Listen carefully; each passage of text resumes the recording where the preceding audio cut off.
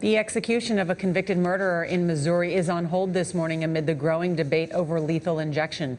Jan Crawford is in Washington, where the Supreme Court granted a last-minute stay. Jan, good morning.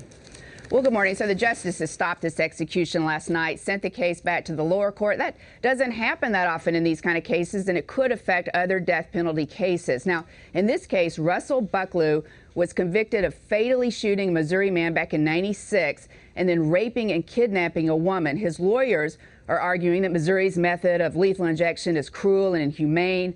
They say he has this rare congenital disorder that has weakened his blood vessels and would make any lethal injection excruciatingly painful.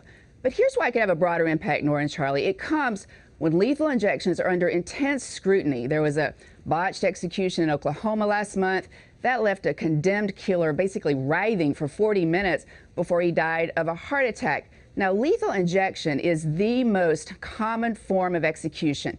It's used in all 32 states with the death penalty. It was upheld as constitutional 6 years ago by the Supreme Court.